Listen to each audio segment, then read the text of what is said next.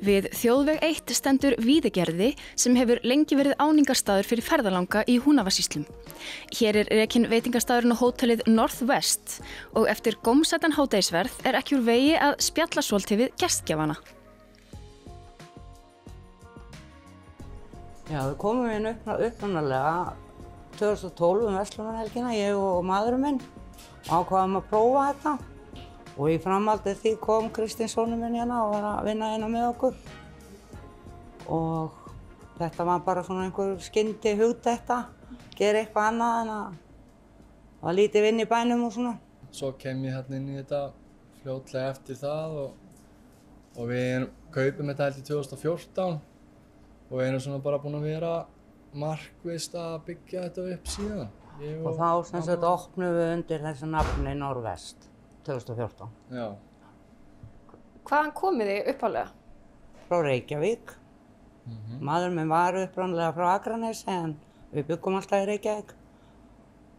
Og hann fæddur og uppalinn í Reykjavík. Og hvernig stendur á því að ykkur dettur í huga að koma hingað af öllum stöðum?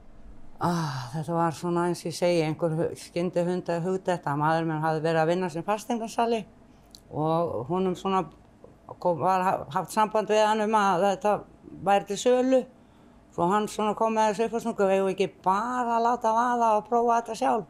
Það var svona 2 vikna fyrirvari og búm, kominn. Já, þú hefur bara verið, já, heyrðu, það er frábær hugmynd, gerum það. Já, bara eitthvað, prófa eitthvað annað. Já. Og hvað kom til að þú ákvaðst að detta inn í þetta líka? Ég kom náttúrulega svona strax og byrjaði aðeins að hjálpa þeim. Byrjaði nú bara að hjálpa þeim að flytja draslisýtinga og svo var ég alltaf svona einhvern veginn aðeins með aðra löppina, þú veist. Þau eru náttúrulega engin unglömb, sko, að það þurfti að gera ýmislegt sem að var bara vesen og erfitt, sko. Húsin voru öll mjög léleg og allt hérna inni bara, það var allt svolítið mikið komið á tíma.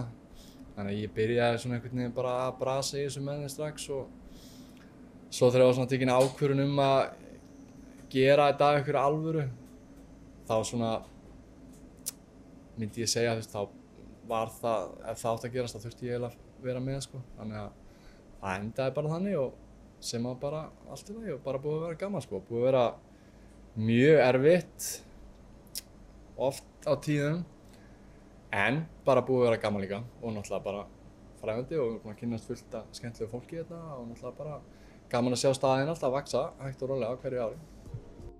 Matseðillinn mjög fjölbreyttur og eftir mikinn valkvíða þá ákveðum við að prófa hinar landsþekktu Northwest brauðstangir, kótilettur og kjúklingasalat.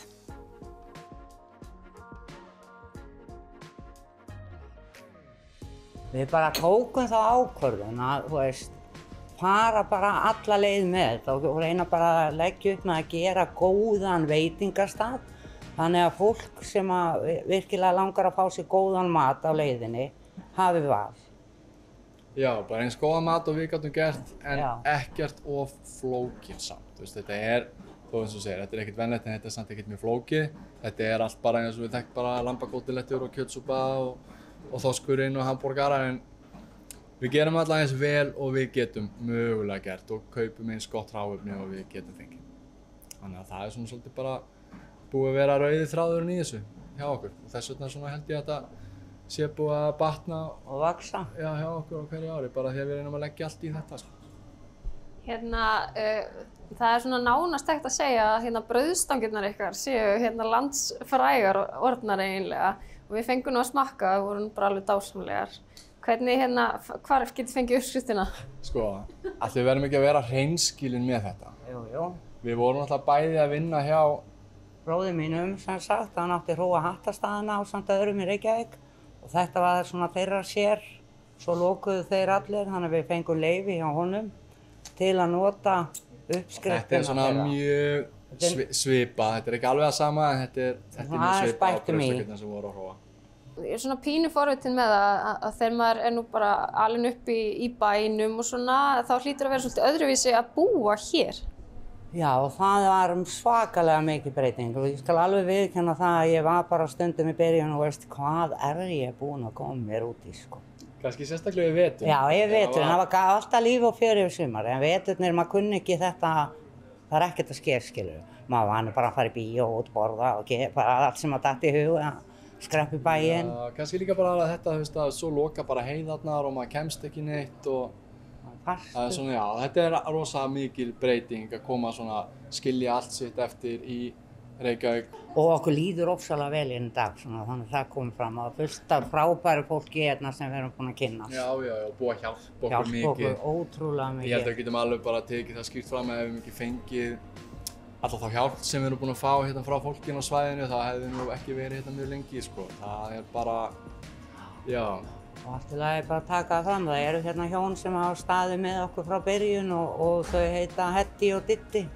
Þau hafa bara hjálpað okkur alveg óboðslega mikið. Og eru bara líka rosalega góði vinir okkar í dag.